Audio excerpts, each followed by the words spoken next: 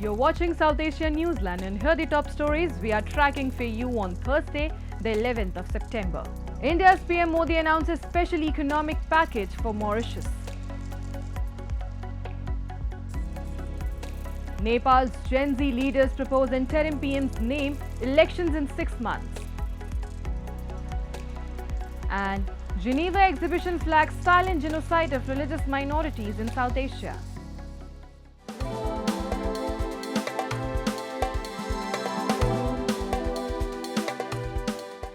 And now for all the details. India's Prime Minister Narendra Modi on Thursday held delegation-level talks with his Mauritian counterpart Navinchandra Ramgoolam in Varanasi and announced a special economic package for Mauritius covering infrastructure, employment and healthcare. Calling it an investment in our shared future, PM Modi said India takes pride in being Mauritius' primary development partner. He announced support for trade in local currency, recalled last year's launch of UPI and RuPay cards, and underlined India's role in energy transition in Mauritius. The two sides also agreed to set up a Directorate of Science and Technology in Mauritius, among a number of key initiatives to boost ties. Modi reiterated India's commitment to strengthening maritime security in Mauritius, noting its Coast Guard ship is being refitted in India and 120 officers are undergoing training. Ramgoolam's visit marks the 125th birth anniversary of Sir Shiv Sagar Ramgoolam, highlighting the civilizational and spiritual ties binding both nations. And Nepal's Gen Z leaders proposed the name of former Chief Justice Sushila Karki as the interim Prime Minister and announced plans for elections in about 6 months' time, while a curfew remained in place on Thursday. The protest leaders who ousted former PM Modi have voiced frustration over corruption and lack of economic opportunities under previous old-age leaders. As a curfew continued in Nepal's capital Kathmandu, Gen Z protesters leading the anti-establishment movement said on Thursday that corruption and political stagnation were the driving forces behind their mass mobilization. Youth leaders declared they no longer want old-age politicians in power and backed former Chief Justice Sushila Karki as the Prime Minister of interim government. At a press conference, they called for the dissolution of the parliament, while keeping the constitution intact, and announced that elections will be held within 6 months. She has been a victim of this dirty politics. That's why we want to choose her, because she would help us build this nation. If it was all the other bodies of the government would be perfectly working, we would have picked other yachts, like people are talking about Balin, people are talking about Hugger Sampang, people are talking about other yachts. We would have picked them, but all the government bodies are totally not working in a good state. It's destroyed in many ways. The Health Ministry confirmed that the death toll from the ongoing demonstrations has risen to at least 31, with over 1,000 people injured. Most of the protesters are young people, voicing against the government's perceived failure to fight corruption and boost economic opportunities. This led to the demonstrations being dubbed the Gen Z protests, which erupted initially as a demonstration against a social media ban. But the ban was rolled back after 19 people were killed on Monday as police fired tear gas and rubber bullets to control the crowds. I was injured while I was protesting on September 8, but I came back again on September 9. And what I witnessed and what I wanted was the freedom of Nepali youths. The voices of Nepal was suppressed, and people were, taken. The government was suppressing us, with the social media ban and with all the corruption going around, and we didn't have any opportunity for the employment. The movement has since grown into a nationwide demand for change, one that has already forced the Prime Minister and other big leaders to resign. And in Geneva, a powerful protest exhibition this week brought global attention to what organizers described as the silent genocide of religious minorities in South Asia.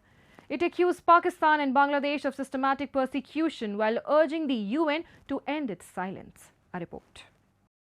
A 3-day protest exhibition held this week at Geneva's Broken Chair Monument, organized by GHRD, the Global Human Rights Defense, spotlighted what it called the silent genocide of religious minorities in South Asia, particularly Pakistan and Bangladesh. Timed with the UN Human Rights Council session, the exhibition featured graphic posters exposing atrocities, abductions and forced conversions of young girls in Sindh, destruction of temples, murders of Hindus and Christians in Bangladesh, terror attacks in Kashmir, and Baloch mothers searching for their disappeared sons. Organizers accused the UN and global community of complicity through silence, calling the violence a deliberate campaign to erase communities and criminalize faith.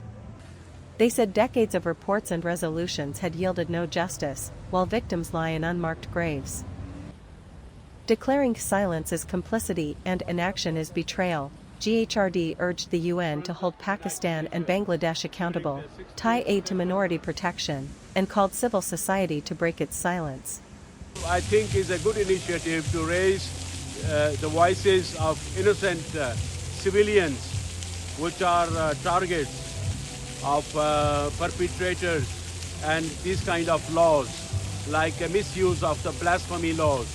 So this issue should be raised on that platform, and also the sessions of the United Nations, civil society and international organizations. Moving on. Residents in Pakistan's Karachi city are worried about the flooding in the country as heavy downpour lashed through the city on Wednesday, causing dams to overflow and the city roads inundated. The Pakistan Meteorological Department has issued a severe weather warning, cautioning that heavy to very heavy rain could cause waterlogging in low-lying areas of the city. The monsoon season had brought immense destruction in parts of Pakistan, especially the Punjab province, where at least 880 people have been killed this year. At least 2 million people have been evacuated in recent weeks after floodwaters submerged nearly 4,300 villages, authorities said. The heavy monsoon rains and rising water levels of the Chenab River in Multan district left villagers stranded. Rescuers in boats were seen evacuating residents waiting in the floodwaters.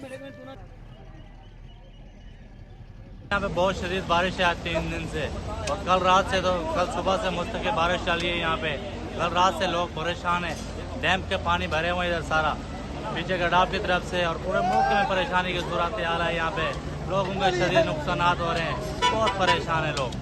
रोजगार का भी मसला है, आने जाने का मसला है, घरों में पानी है, रोडों पे पानी है, बना कहीं आ जा नहीं सकते। And Sri Lanka's legislators have voted to abolish special privileges provided to former presidents in response to a demand during recent public protest. The bill was passed this week with 151-by-1 votes, while other members were absent. It withdraws state funding for housing, allowances, pension, transport facilities, and an office and a staff for former president and their widows. President Anura Kumara Dissanayake, who took office last year, pledged to bring forth this bill over demands by citizens against politicians accused of being responsible for the country's worst economic crisis in 2022. The crisis led to a severe shortage of food, medicine, fuel and electricity that triggered protest and forced then-President Gotabaya Rajapaksa to resign. This also comes as former President Ranil Wickremesinghe was granted bail on August 27 after being arrested over allegations of misusing public funds while in office. In late July, the government gazetted the bill titled President's Entitlement. A petition was filed by the opposition parties challenging the bill's constitutionality. However, the Supreme Court rejected the petition and ruled in the favor of the incumbent government. India's semiconductor industry is rapidly scaling up, backed by government initiatives and global investor confidence despite global challenges. Abhishek Singh, Additional Secretary of India's Ministry of Information Technology, has said that India has begun several ATMP, that is assembly, testing, marking and packaging plans and 28-nanometer plans. But plans are to move towards advanced semiconductor manufacturing aided by the Semiconductor 2.0 and design-linked incentive schemes.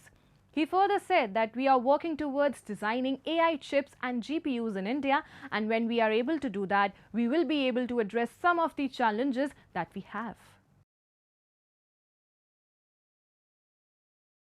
We do hope that with Semiconductor 2.0 coming in, the design-linked incentive scheme coming in, we will be able to go further on the value chain and be able to contribute to the semiconductor ecosystem. This will also help us in moving up on the AI race, because we are working towards designing AI chips, we are working towards designing GPUs in India, and when we are able to do that, we'll be able to address some of the challenges that we have. According to a recent report by Daulat Capital, investors continue to view India as a resilient market despite global uncertainties in the semiconductor industry. The report highlights that India remains resilient due to its focus on diversifying technology sources and strengthening intellectual property retention. It further stresses that Semicon India 2025 emerged as one of the fastest growing global semiconductor events. In just 2 years, Semicon India has matched achievements that took other regions a decade, emerging as a leading global semiconductor platform. And that's all in tonight's edition. We will see you same time tomorrow. Till then, good night.